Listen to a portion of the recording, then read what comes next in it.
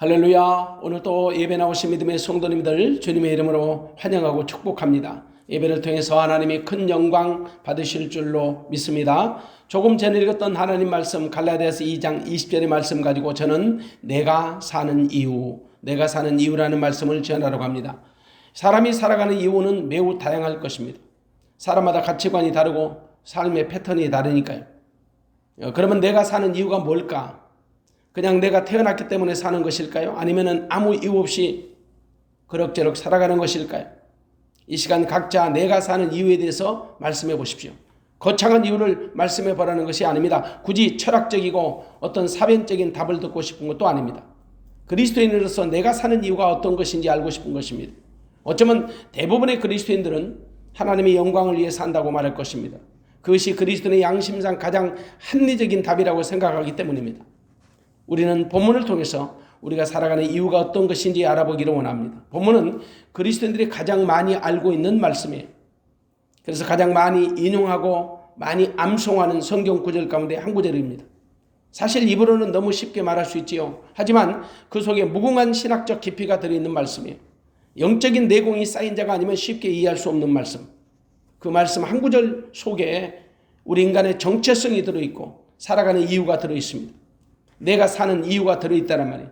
다시 한번 여러분께 묻겠습니다. 여러분이 사는 이유가 무엇입니까? 오늘 저는 이 본문을 세 파트로 분해해 보겠습니다. 세 파트로 나눠보면 내가 그리스도와 함께 십자가에 못 박혔다. 그리고 다시 그리스도 안에서 그리스도로 말미암아 살게 되었다. 그러므로 이제는 하나님의 아들을 믿는 믿음으로 사는 것이다. 여러분, 내가 그리스도와 함께 십자가에 못 박혔다는 말과 그리스도 안에서 그리스도로 더불어 살아났다는 말은요, 자기 정체성을 드러내는 말이에요. 한마디로 옛사람인 나는 그리스도와 함께 십자가에 못 박혀 죽었고 부활하신 주님으로 말미암아 다시 살아난 나는 그리스도 안에서 새로운 피조물이 된 것입니다. 바로 이것은 자기 정체성을 확인해 주는 말씀이지요. 정체성은 내가 누구인지를 밝혀주는 거예요. 그러므로 정체성을 아는 사람은 자기가 사는 이유에 대해서 분명한 답을 갖고 있습니다. 왜냐? 삶의 목적이 분명하고 삶의 방향이 분명하고 자기가 사는 이유 역시 분명하단 말이에요. 사는 이유는 자신이 무엇을 위해 어떻게 살 것인가를 질문하는 것입니다. 그 정체성을 모르면 대답할 수 없어요. 자기가 누구인지 모르는 사람이 자기가 사는 이유에 대해서 무엇으로 대답할 수 있겠습니까? 정체성을 모르는 사람은 자기가 사는 이유를 대답하지 못하는 것이 어쩌면 당연할 수. 그러나 정체성을 아는 사람은 자신의 신분을 알고 자기 주제를 알고 자기 철학을 알기 때문에 자기가 사는 이유 역시 분명히 말할 수 있을 것입니다. 오늘 본문 말씀을 믿는 사람이라면 분명히 자기 정체성을 아는 사람, 그는 자기가 그리스도와 함께 십자가에 못 박힘을 아는 사람, 그리스도 안에서 그리스도로 더불어 다시 살아남을 믿는 사람이죠. 이보다도 확실한 자기 정체성을 가진 방법은 없습니다. 솔직히 하나님을 떠나서 인간은 아무도 자기가 누구인지 몰라요. 하나님 앞에서 인간의 정체성은 드러나게 됩니다. 그러므로 내가 누구인지를 알기 원하시면 반드시 하나님 앞에 서야 합니다. 그래야 자신이 누구인지 알 수 있습니다. 특별히 내가 누구인지를 알려면 반드시 하나님 앞에 단독자로 서야 합니다. 그래야 내가 누구인지를 알 수 있습니다. 그런 차원에서 본문은 그리스도인의 본질에 관한 말씀이라고 생각됩니다. 그리스도인이라면 그리스도 안에서 그리스도와 함께 사는 사람, 한마디로 그리스도의 정체성과 그리스도인에서 사는 이유를 알려주는 말씀이 오늘 본문이라고 저는 생각합니다. 내가 사는 이유를 알기 위해서는 먼저 내가 누구인지를 알아야 합니다. 자기가 그리스도인인지조차 모르는 사람이 그리스도인으로 살아가는 이유를 밝힐 수가 있겠습니까? 가당치 않는 말씀입니다. 참으로 슬픈 사실은 오랫동안 신앙생활을 하면서도 상당수의 그리스도인들이 자기가 누구인지를 모른다는 겁니다. 그리스도인의 정체성을 모른다는 거죠. 그래서 그리스도인답게 살아가지를 못하는 겁니다. 자기 정체성을 모르는 사람에게 당신이 사는 이유가 뭐냐고 묻는다면 대답은 거의 예측이 뻔합니다. 대부분 어떤 세상적인 성공이나 비전에 대해서 말할 것입니다. 혹은 인류 평화나 복지를 위해 산다고 거창한 말을 할 수 있을 것입니다. 그런 자들에게서 영적인 답을 들을 수는 없는 거지요. 왜냐? 그런 자들은 거듭난 경험이 없기 때문입니다. 본문을 통해서 우리는 그리스도인으로서 사는 이유를 듣고 싶은 겁니다. 영적 정체성을 가진 자들의 답을 듣고 싶은 거죠. 이른바 그리스도와 함께 십자가에 못 박힘을 받은 자, 그리고 그리스도 안에서 그리스도와 함께 다시 살아남을 믿는 자의 고백을 듣고 싶은 겁니다. 그런 자들은 자기가 분명히 사는 이유를 알고 있을 것이기 때문입니다. 오늘 이 말씀을 듣는 우리 모두가 바로 이런 자들이 되기를 원합니다. 내가 사는 이유를 분명히 알 수 있고 고백할 수 있는 자가 되기를 소원합니다. 근데 그런 자들은 자기 정체성을 아는 사람이고 자기가 사는 분명한 이유를 알고 있기 때문입니다. 그러나 만일 그런 고백을 드릴 수 없다면 이 시간 내 자신의 정체성부터 먼저 정립할 줄 알아야 합니다. 그런데 그런 자들의 대답을 사도 바울이 먼저 대신하고 있습니다. 그리스도는 믿음으로 산다는 겁니다. 근데 과연 그 믿음이 어떤 믿음이냐는 거죠. 그 믿음은 하나님의 아들을 믿는 믿음입니다. 하나님의 아들을 믿는 믿음 안에서 사는 것이 그리스도인들이 살아가는 이유가 됩니다. 내가 사는 이유요, 우리가 사는 이유가 됩니다. 물론 얼마든지 고상한 말을 가지고 다른 표현을 할 수 있습니다. 하지만 가장 확실한 답은 하나님의 아들을 믿는 믿음으로 사는 것이다. 이것이 바로 그리스도인으로서 내가 사는 결정적 이유가 됩니다. 우리가 하나님의 아들을 믿는 믿음으로 살면요, 모든 것은 그냥 열매로 드러나게 돼 있어요. 하지만 아무리 풍성한 열매가 맺힐지라도 믿음으로 하지 않으면 헛된 것입니다. 아무리 귀한 열매를 맺을지라도 믿음으로 하지 않으면 하나님이 기뻐하지 않거든요. 그래서 성경은 믿음으로 하지 않는 모든 것이 죄라고 말씀하는 것입니다. 믿음으로 하지 않는 것은 자기 생각이나 자기 기분이나 자기 감정이나 자기 의로 하는 것이거든요. 그러므로 그리스도인이 사는 결정적 이유, 근본적 이유가 바로 믿음으로 사는 것이라고 말씀할 수 있는 것입니다. 하나님의 아들을 믿는 믿음입니다. 하나님의 아들을 믿는 믿음 안에서 살기 위해서 우리가 먼저 해야 할 일이 있습니다. 그것은 그리스도와 함께 십자가에 못 박힘을 경험하는 것입니다. 십자가에 못 박힘은 죽음을 의미합니다. 죄인인 나는 반드시 죽어야지요. 내 죄 때문에 죽어야 해요. 반드시 내 죄값을 지불해야 한다는 거지요. 그런데 내 죄값을 대신 지불하기 위해서 하나님이 독생자를 우리 가운데 보내주신 거예요. 십자가의 죽음으로 대신 우리의 죄값을 지불하기 위해서. 그래서 예수님이 친히 2000년 전 십자가에 못 박혀 죽으신 겁니다. 전적으로 내 죄 때문에. 주님이 지신 십자가는 시간을 초월해서 반드시 내가 짊어져야 할 십자가였습니다. 그런데 주님이 내 대신 그 십자가를 짊어지신 겁니다. 그래서 나는 그리스도와 함께 그때 그 십자가에 못 박혔던 거지요. 2000년 전에 지신 주님의 십자가는 지금 내가 나의 죄를 지고 죽어야 할 십자가였습니다. 태어나지도 않았던 나를 대신하여 주님이 친히 십자가를 대신 져 주셨던 거지요. 나는 그 십자가의 은혜로, 그 십자가의 공로로 나의 죄가 완전히 처리된 것을 확실하게 믿습니다. 비록 내가 직접 본 적이 없을지라도 성경이 말씀하고 있고 성령이 친히 증거해 주시기 때문입니다. 그래서 나는 그 사실에 대해서 한 번도 의심해 본 적이 없습니다. 인간은 참으로 신비합니다. 태어나면서부터 죽음을 전제하고 태어나요. 그리고 죽음은 다시 사는 것을 전제하고 죽습니다. 이것은 모든 인간이 똑같습니다. 누구나 죽습니다. 반드시 죽습니다. 다만 그리스도 안에서 죽느냐, 그리스도 밖에서 죽느냐에 따라서 영원히 결정됩니다. 그리스도 안에서 죽는 사람은 그리스도와 함께 십자가에 못 박히심을 경험한 사람입니다. 그러면 그는 그리스도와 함께 영원히 삽니다. 하지만 그리스도 밖에서 죽은 사람은 자기 죄로 인해서 죽는 것입니다. 그러면 영원한 죽음에 처하게 되지요. 범죄하는 인간은 누구나 자기 죄로 죽습니다. 그래서 율법은 우리를 정죄하고 끊임없이 죽음을 요구합니다. 율법의 렌즈를 통해서 보면 한 사람의 의인도 없습니다. 때문에 모든 사람이 하나님의 영광에 이르지 못한 것입니다. 하나님의 영광에 이르지 못했다는 말은 하나님이 기대하시는, 하나님이 요구하시는 의에 도달하지 못했다는 겁니다. 한마디로 모든 사람이 죄인이라는 거지요. 그러므로 죄인은 당연히 자기 죄값을 지불하고 죽어야 합니다. 근데 그 죄값이 얼마나 무거운지 아십니까? 죄의 삭은 사망이에요. 큰 죄, 작은 죄 할 것 없이 죄값은 다 사망입니다. 모든 사람은 자기 죄값을 지불하고 죽어야 합니다. 근데 그 무거운 죄의 값을 지불하기 위해서 하나님의 아들이 사람의 옷을 입고 우리 가운데로 오신 것입니다. 성육신 하신 거지요. 죄를 알지도 못하시는 주님이 친히 우리의 죄를 짊어지고 십자가에 죽어 주신 겁니다. 예수님이 우리의 죄를 짊어지심은 하나님의 독생자를 세상죄를 지고 하는 하나님의 어린 양으로 보내셨기 때문에 가능한 것이었습니다. 그래서 예수님이 친히 십자가에서 우리 죄를 담당하사 죽으신 거예요. 그분은 죄와는 전혀 상관없는 분이시죠. 죄 없으신 예수님이 인간의 죄를 담당하시고 십자가에 못 박혀 죽으신 겁니다. 오직 나의 죄 때문에, 당신의 죄 때문에, 우리 모두의 죄 때문에 말이죠. 이사야 선지자는 이렇게 말합니다. 이사야서 53장 4절과 5절의 말씀입니다. 그는 실로 우리의 질고를 지고 우리의 슬픔을 당하였거늘 우리는 생각하기를 그는 징벌을 받아서 하나님께 맞으며 고난을 당하였다 했노라. 그가 찔리면 우리의 허물을 인하며 그가 상하면 우리의 죄악을 인하며 그가 징계를 받음으로 우리가 평안을 누리고 그가 채찍에 맞음으로 우리가 나음을 입었도다. 그러면서 이사야 선지자는 이런 말씀을 추가합니다. 이사야서 53장 10절입니다.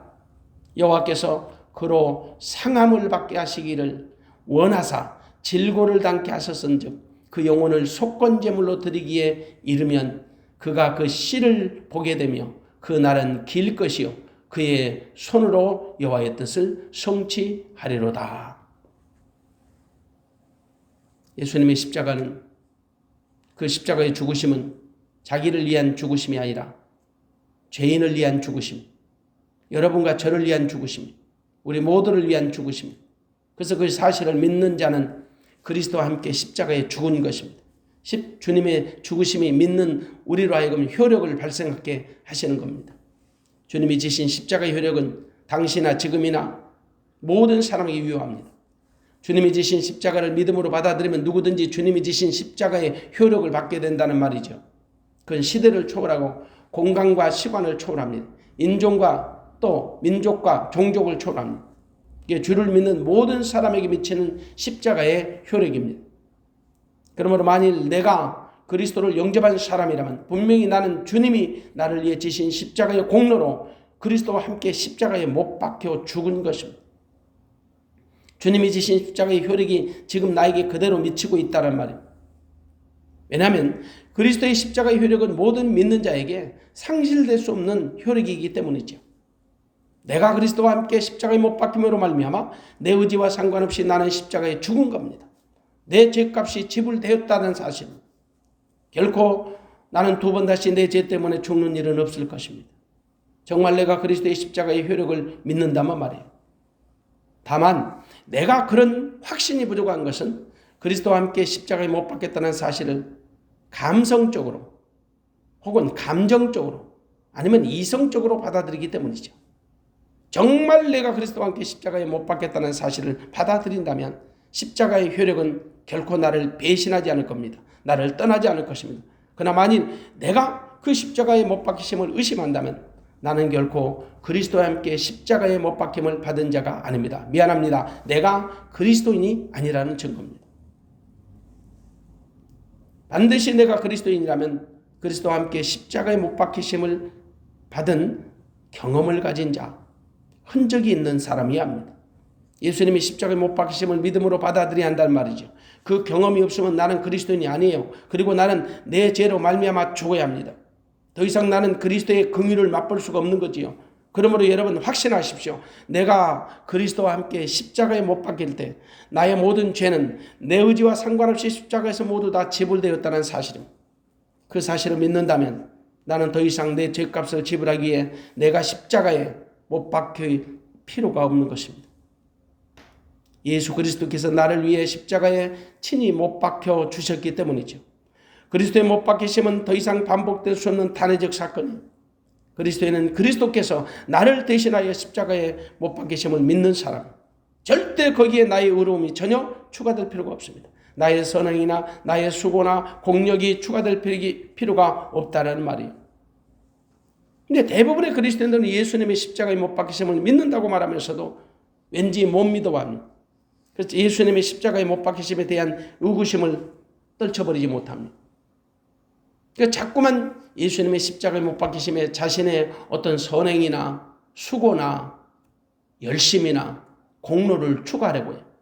때문에 상당수 그리스도인들이 그리스도와 함께 십자가에 못 박혔다라고 말하면서도 뭔가 자신의 선행이나 공력을 추가하지 않으면 안 된다는 그 압박감에 시달리고 있습니다. 이것은 바로 예수 그리스도의 십자가의 공로를 받아들이지 못하는 증거가 됩니다. 좀 더 고상한 말로 표현하면 율법의 옷을 벗지 못했다는 거죠. 율법의 옷을 벗지 않으면 범죄할 때마다 찔리는 자기 양심으로부터 정죄를 당해요. 그래서 그때마다 십자가로 달려가게 됩니다. 물론 죄를 짓고 담대하는 말은 아니에요. 정말 예수를 그리스도로 믿는다면 그리스도께서 지셨던 그 갈보리 십자가의 효력을 그대로 받아들이라는 말이죠. 액면가대로 말입니다. 그것이 받아들이지 않을 때는 자유함이 없어요. 그 자꾸만 반복해서 주님께 십자가를 다시 져달라고 때를 쓰게 되죠. 마치 배고픈 어린아이가 징징거리는 것처럼. 그래서 많은 그리스도인들이 예수님을 갈보리 언덕으로 다시 끌고 갑니다. 그들은 그곳에서 우리를 위해서 아니면 나를 위해서 다시 한번 주님 십자가를 쳐주시라고 강청을 해요. 정말 유치한 생각이죠. 절대 그러시면 안 돼요. 주님이 2000년 전에 지신 갈보리 십자가는 단번으로 족했던 겁니다. 그분의 십자가의 효력은 세월이 흘러도 세대가 바뀌어도 변하지 않습니다. 예수님의 십자가는 영 단번에 지신 십자가였습니다. 두 번 다시 반복될 수 없는 단회적인 사건이었습니다. 그 사실을 믿는다면 더 이상 우리 주님께 십자가를 다시 한번 쳐달라고 부탁드릴 필요가 없는 것이에요. 기도라는 미명을 가지고 압박할 필요가 없는 것이에요. 정말 그리스도의 십자가의 효력을 믿는다면 더 이상 주님의 마음을 아프게 슬프게 해서는 안 됩니다. 심지어 상당수 그리스도인들은 예수님과 상관없이 자기가 자기 십자가를 지고 가겠다라고 몸부림을 치고 발버둥을 칩니다. 종교적인 열심을 내는 거지요. 그것으로 종교적인 자기 만족을 쌓아가는 것입니다. 절대 기억하십시오. 자기 스스로 십자가를 지는 것은 믿음과는 전혀 상관없는 일이라는 것을. 예수 그리스도와 함께하지 않는 십자가는 자신의 죄값을 지불하고 자기 죄로 인해서 죽는 것입니다. 그에게는 더 이상 예수님의 십자가의 은혜를 받을 기회가 없습니다. 그러므로 그는 절대 그리스도와 함께 살 수 없게 됩니다. 비참한 거죠.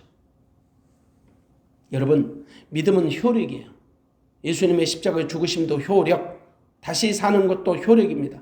다만 그 효력이 발생하는 것은 우리 믿음의 여부에 달린 거지요.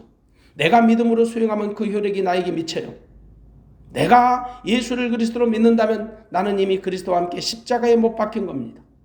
비록 우리가 시간을 거스려 그 순간으로 돌아갈 수 없을지라도 말입니다. 이와 같이 믿음은 과거, 현재, 미래의 모든 역사를 수용하는 능력이 있습니다. 효력이 있다는 거죠. 그래서 믿음은 바라는 것들의 실상이요 보지 못하는 것들의 증거라고 말씀하는 겁니다. 지금 이 순간 이 자리에서 내가 그리스도와 함께 십자가에 못 박혔다는 사실을 인정하는 사람, 그 사람은 복이 있는 사람이에요. 다만 내가 그런 사실을 인정하기 때문에 그리스도인이 된 것이 아니라 내가 그리스도인이 되었기 때문에 그 사실을 인정할 수밖에 없다라는 거지요. 절대 이 순서가 바뀌면 안 돼요. 내가 믿어서 그리스도인이 된 것이 아니라 내가 그리스도인이 되어서 믿게 된 것입니다. 내게 믿음을 주신 분이 하나님이십니다. 그래서 구원받을 만한 믿음은 하나님의 선물이라고 말씀하는 거예요. 에베소서 2장 8절의 말씀입니다. 너희가 그 은혜를 인하여 믿음으로 말미암아 구원을 얻었나니 이것이 너희에게서 난 것이 아니요 하나님의 선물이라. 믿음은 하나님의 주신 선물이죠. 우리는 분명히 율법을 향해서 죽은 거예요. 이른바 율법이 요구하는 조건을 충족하기 위해서 죽은 것이라. 사실 율법도 하나님의 법이지요. 하나님은 하나님의 법을 스스로 무너뜨리지 아니하십니다. 그분은 신실하신 하나님이시죠. 반드시 우리는 율법으로 죽어야 해요. 율법 때문에 죽어야 해요. 율법으로 말미암아 죽어야 해요. 그런데 만일 우리가 그 율법으로 죽어야 한다면 우리는 다시 살지 못합니다. 율법은 죽음을 위한 프로그램이에요. 율법은 끝까지 우리에게 죽음을 요구해요. 그리고 우리가 율법으로 죽으면 그것으로 끝이잖아요. 우리에게는 다시 사는 길이 없어요. 그런데 율법을 내가지고 율법대로 죽으면 끝인데 율법의 종결자이신 우리 주님이 나를 대신하여 죽어주시면 사는 길이 열립니다. 예수님은 율법의 종결자이십니다. 그리고 복음의 완결자이십니다. 그분이 율법의 종결자라는 말씀은 십자가의 죽으심을 말하는 것입니다. 그분이 복음의 완결자라는 말씀은 사흘 만에 다시 부활하셨음을 의미합니다. 그분 안에 사망의 권세를 이기시고 승리하는 복음의 능력이 들어있기 때문이죠. 그래서 복음은 우리를 살리는 프로그램이에요. 우리를 살리는 프로젝트예요. 다시 말씀드립니다. 그리스도와 함께 십자가에 못 박히심을 받았다는 사실을 믿는 사람은 복이 있는 사람이다. 그는 자기가 사는 이유를 분명히 알고 있기 때문이죠. 왜냐? 그리스도와 함께 십자가에 못 박히심을 인정하는 것은 그리스도와 함께 살기 위한 첫 번째 관문으로 들어가는 거예요. 그리스도 안으로 들어가는 입문이에요. 그리스도와 함께 살려면 반드시 그리스도와 함께 죽어야 합니다. 십자가에 못 박히심을 통과해야 한지. 그런데 그 죽음의 관문을 우리 스스로의 힘으로 통과하면 절대 그리스도와 함께 살 수 없습니다. 그는 자기 죄로 인해 죽는 것이기 때문이죠.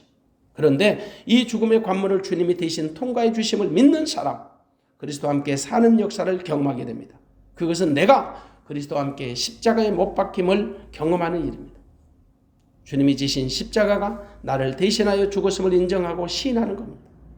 반드시 그리스도와 함께 십자가에 못 박히심을 경험한 사람만 다시 사는 역사를 경험할 수 있습니다. 그리스도와 함께 다시 살 수 있다라는 거지요. 그리스도 안에서 다시 살게 되는 것이죠. 그리스도와 함께 십자가에 죽은 사람만 그리스도 안에서 그리스도로 말미암아 새로운 사람으로 거듭나게 되는 것입니다. 이것이 바로 그리스도인의 두 번째 관문입니다. 그리스도와 함께 십자가에 못 박힘을 경험한 자는 반드시 그리스도와 함께 다시 살아납니다. 그리스도와 함께 십자가에 못 박힘이 바로 첫 번째 관문이었다면 두 번째 관문은 그리스도와 함께 살아나는 것입니다. 첫 번째 관문에서 나는 죽었습니다. 자연인으로서 나는 죽은 것입니다. 옛사람이 나는 죽었습니다. 그런데 만일 그 죽음으로 끝났다면 우리는 그리스도인이 아닌 거지요. 그리스도께서 죽으심은 우리를 하나님의 생명으로 살리려 하심입니다. 그래서 다시 사신 겁니다. 사흘 만에 부활하신 거지요. 그리스도가 다시 살아나심으로 인해서 나도 그분의 권능으로 다시 살게 된 것입니다. 하나님의 생명으로 거듭난 거지요. 에베소서 2장 4절과 5절의 말씀을 보면 긍휼에 풍성하신 하나님이 우리를 사랑하신 그 큰 사랑을 인하여 허물로 죽은 우리를 그리스도와 함께 살리셨고 그리스도와 함께 살리셨고 그리스도와 함께 그리스도 안에서 죽은 나를 살리신 분이 하나님이십니다. 그리스도 안에서 그리스도를 통해서 나를 다시 살리신 거예요. 그리스도께서 다시 살아나심으로 인해 내가 하나님의 생명으로 다시 살게 된 거지요. 거듭난 거예요. 오늘 본문도 우리에게 이렇게 말씀합니다. 이제는 내가 산 것이 아니오 오직 내 안에 그리스도께서 사신 것이다. 그러니까 이 말씀을 믿는다면 지금의 나는 예전의 내가 아니에요. 예전의 나는 그리스도와 함께 십자가에 이미 못 박혀 죽었단 말이죠. 그리고 그리스도께서 다시 살아나심에 나도 그분의 권능으로 다시 살아나게 된 것입니다. 에베소서 2장 1절에 보면 이 부분을 이렇게 설명합니다. 너희의 허물과 죄로 죽었던 너희를 살리셨도다. 너희의 허물과 죄로 죽었던 너희를 살리셨도다. 그리스도 안에서 새롭게 거듭난 거지요. 새로운 피조물이에요. 새 사람이 된 거예요. 그러므로 이제 나는 주인이 바뀌었어요. 내 안에 나를 지배하고 통치하고 다스리던 주인이 이제는 예수 그리스도가 된 것입니다. 십자가에 못 박히기 전에 나는 원수 마귀가 지배했어요. 공중권세 잡은 원수 마귀가 나를 다스린 거예요. 그때 우리는 우리 욕심 따라 살았습니다. 육체와 마음의 소욕을 따라서 말이에요. 본질상 진노의 자녀였던 거죠. 그랬던 나를 그리스도께서 다시 살리신 겁니다. 분명한 것은 그리스도와 함께 십자가에 못 박힘을 경험한 사람만 그리스도께서 다시 살려주신다는 겁니다. 그래서 예수님이 죽으심은 나의 죄 때문이고 예수님이 다시 살아나신 것은 나와 함께 살기 위해서입니다. 그래서 십자가의 죽으심과 부활은 한 세트예요. 한 세트. 그리스도와 함께 십자가에 못 박힘을 경험한 사람이라면 반드시 그리스도와 함께 다시 살게 됩니다. 내 동의와 상관없어요.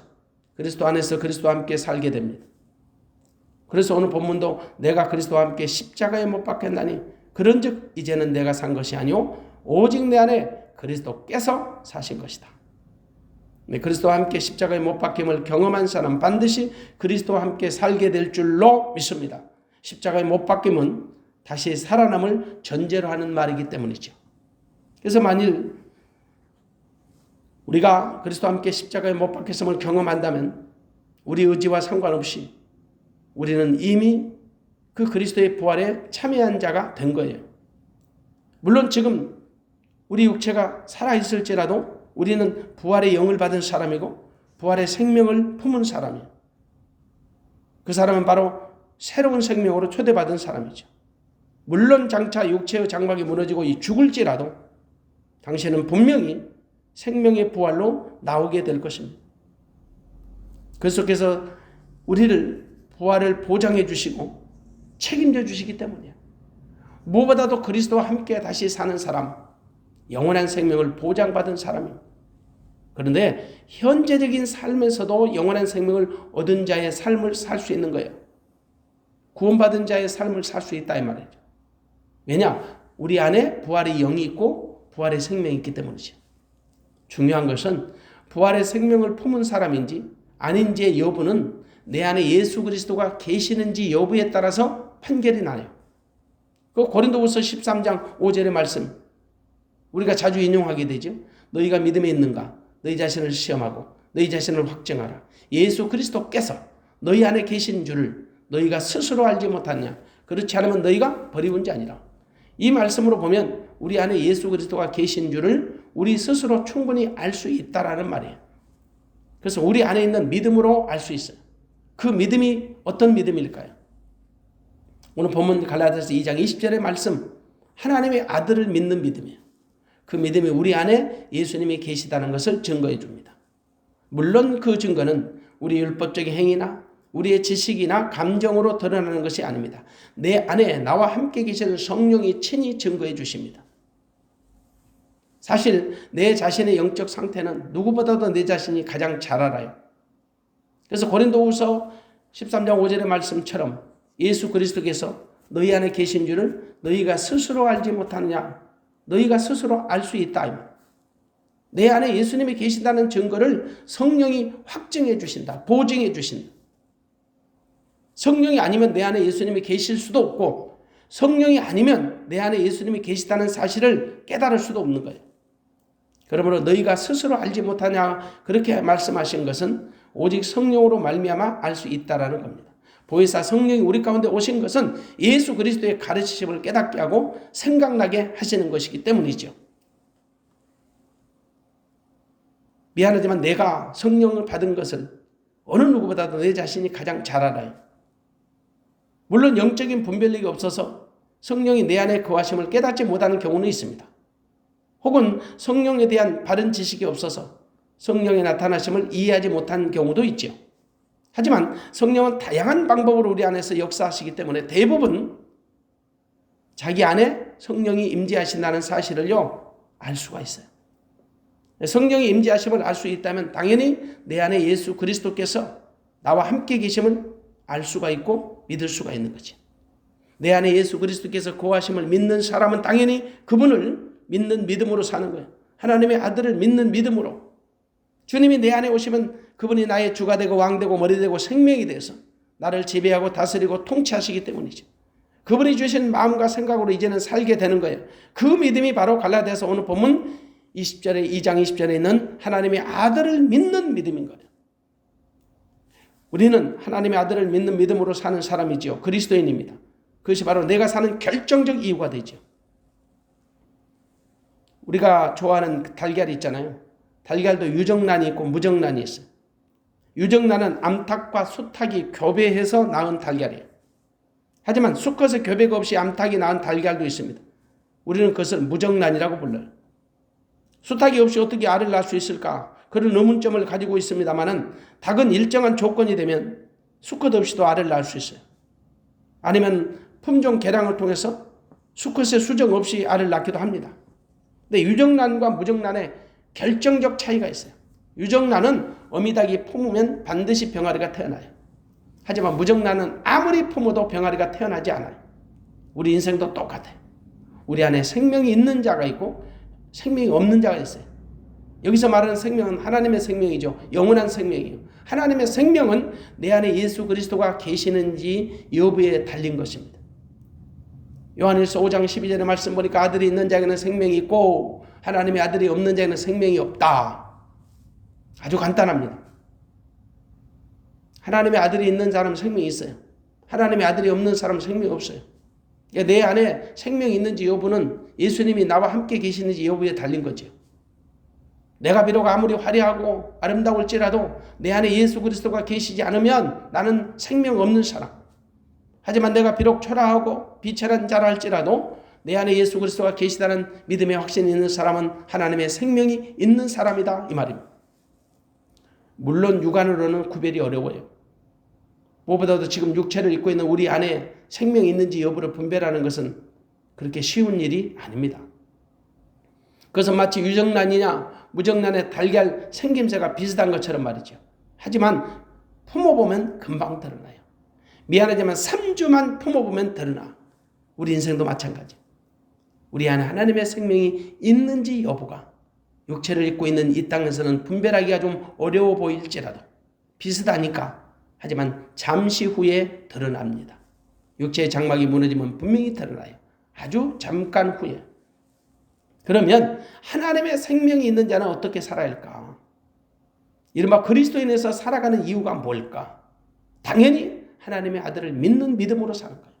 하나님의 아들을 믿는 믿음으로 말미암아 하나님의 생명이 우리 안에 들어와 있기 때문에 당연히 하나님의 아들을 믿는 믿음으로 살아야 합니다.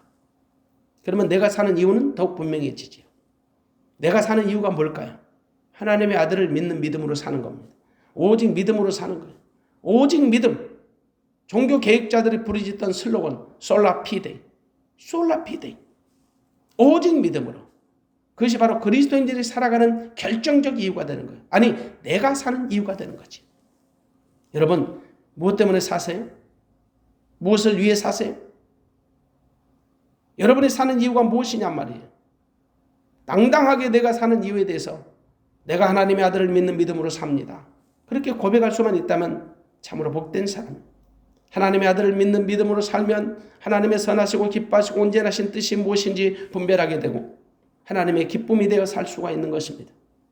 그것이 바로 하나님이 우리를 향하신 하나님의 목적이 됩니다. 이제 우리는 분명히 내가 사는 이유에 대해서 말할 수 있어야 합니다. 최소한도 믿음 없이 살아가는 저 세상 사람들과는 다른 차원의 그 살아가는 이유를 고백할 수 있어야 합니다. 내가 사는 이유가 뭘까? 고차원적인 답을 듣고 싶은 거 아닙니다. 아니면 어떤 사색적이고 현학적이고 철학적인 답을 듣고 싶은 것도 아닙니다. 우리 안에 우리와 함께 사시는 그리스도로 말미암아 우리의 믿음 안에서 고백되는 그 진실한 답을 듣고 싶은 거지. 아니, 내 안에 나와 함께 사시는 그리스도로 말미암아 내가 믿음 안에서 고백하는 그 진실한 답을 얻고 싶은 거지. 이것은 내가 앞으로 살아가면서 장차 세상을 살아가면서 세상에서 반드시 스스로 답해야 하는 명제이기 때문입니다. 결론적으로 말씀드립니다. 여러분이 사는 이유, 아니 내가 사는 이유, 혹은 그리스도인이 사는 이유는 예수님 때문입니다. 예수님을 위해서입니다. 그 하나님의 아들 예수 그리스도를 믿는 믿음으로 사는 것, 바로 이것이 내가 사는 이유라고 고백하는 사람은 하나님이 기쁨이 되고 정말 삶의 분명한 목적을 아는, 정말 자기 정체성과 자기 살아가는 이유를 아는 사람, 복된 사람이라는 사실을 잊지 마시고 우리 그런 믿음의 고백으로 사는 성도가 되어지시기를 주님의 이름으로 축원합니다. 기도하겠습니다.